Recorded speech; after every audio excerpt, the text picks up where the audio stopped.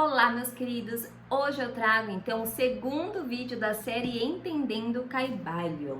Hoje eu vou falar da lei da correspondência. Se você não sabe do que eu estou falando, aqui no canal Poder de Se Cuidar, eu vou trazer as 7 leis herméticas, as 7 leis universais do livro O Caibalion.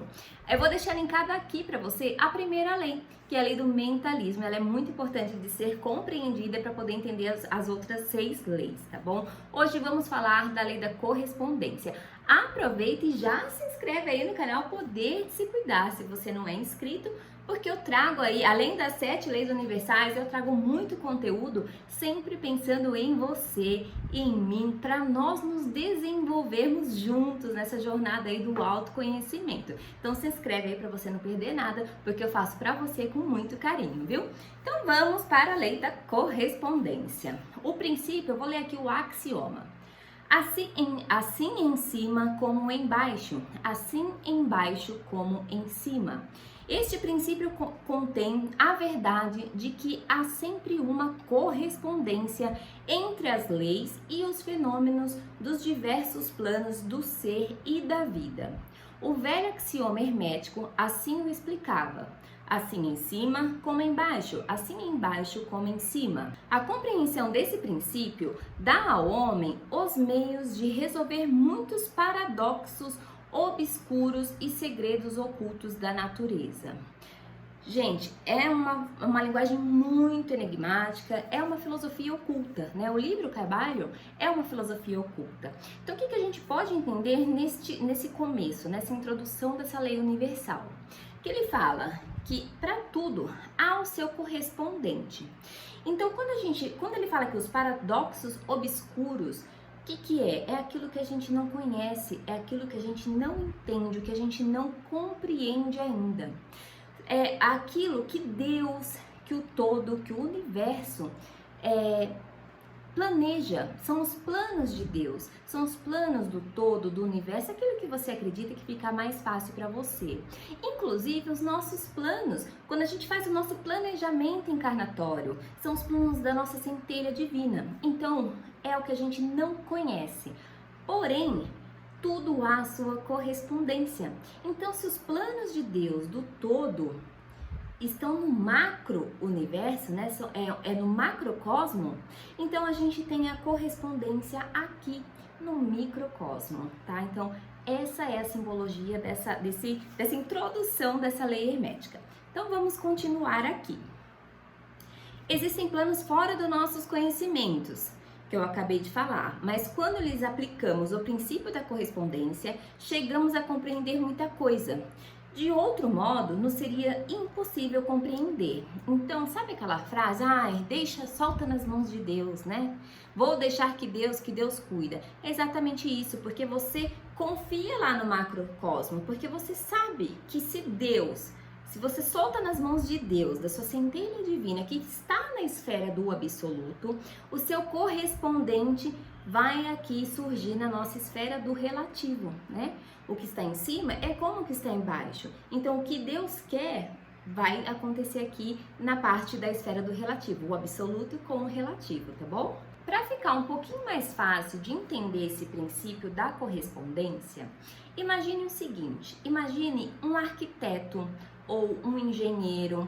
O que eles fazem? Antes de construir um prédio, um arranha-céu de vários andares, né? Ou construir aquelas arquiteturas magníficas, o que eles fazem? Eles fazem primeiro o desenho no papel, né? Então, primeiro eles usam a lei do mentalismo, que eles planejam na mente o que eles querem fazer, né? Ele usa ali o planejamento mental do que eles querem fazer. Depois, eles pegam o papel ou o computador, enfim, né? Que hoje em dia com a tecnologia usa o computador. Mas vamos supor que usem o papel. E desenha aquela planta, né? Desenha ali no papel ou no computador. Vai fazendo o desenho de todo aquele projeto, daquele arranha-céu, daquele prédio magnífico ou daquelas estruturas, né? Aquela arquitetura magnífica. Faz tudo primeiro no papel, para depois virar aquela obra. Então essa é a correspondência, né? Dá para entender dessa forma, porque aquele arranha-céu enorme, gigantesco, maravilhoso, o seu correspondente é o desenho no papel, tá? Então aí a gente faz uma analogia para entender um pouco melhor a lei da correspondência.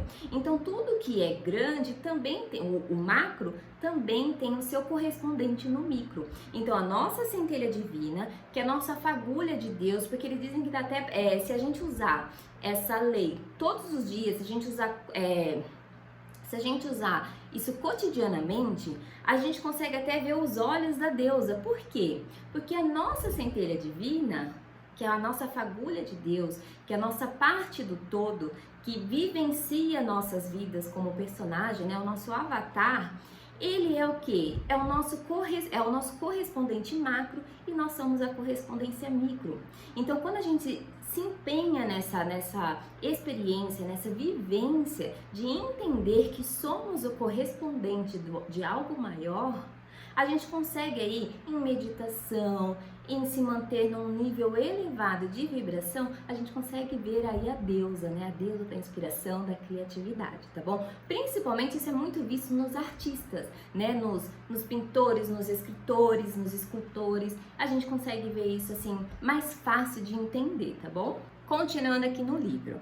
Para fins de convivência, de pensamento e estudo, a filosofia hermética considera que o universo pode ser dividido em três grandes classes de fenômenos, conhecidos como os três grandes planos, a saber, o grande plano físico, mental e espiritual.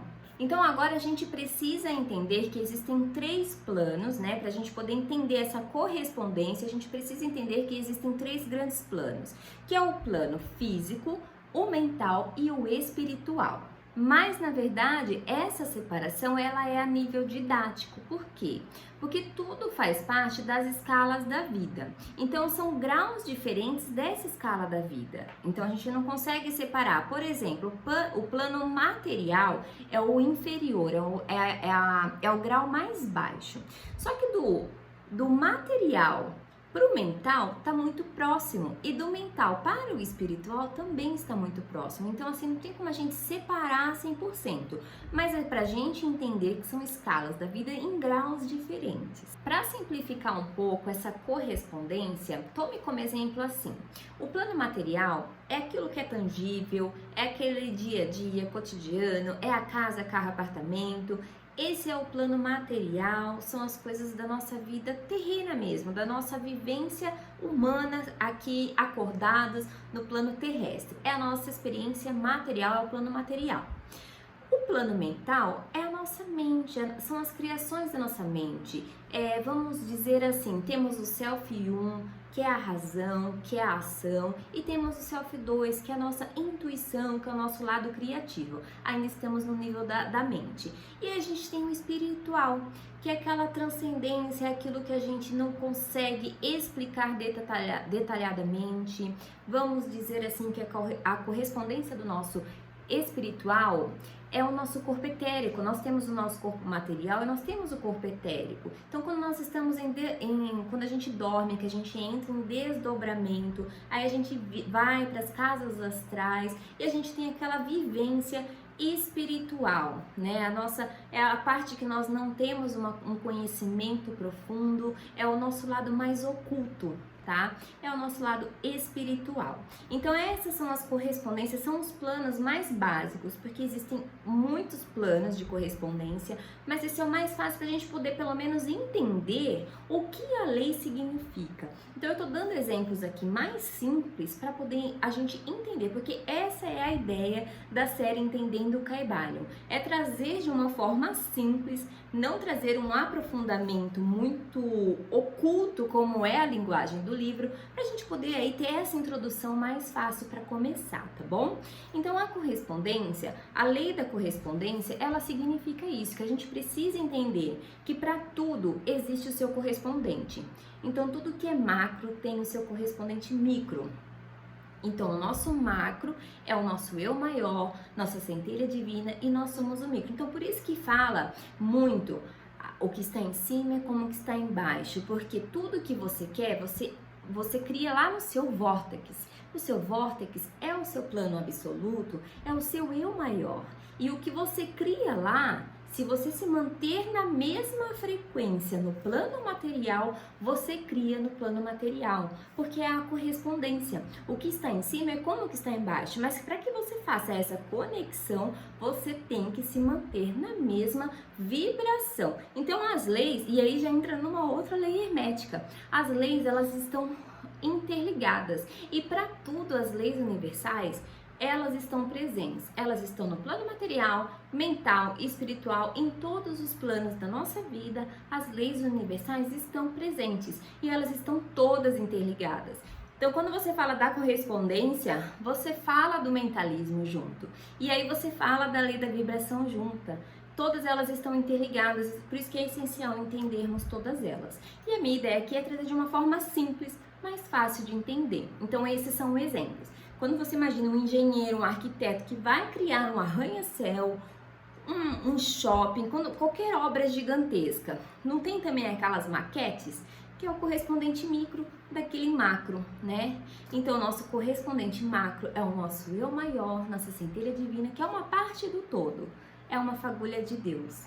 E a gente somos o correspondente micro, que também, então, tudo que a gente quiser realizar na nossa vida, a gente envia o desejo para o vórtice, para o plano absoluto, mas a gente tem que se manter na frequência para a gente poder realizar aqui na nossa esfera do relativo, tá bom?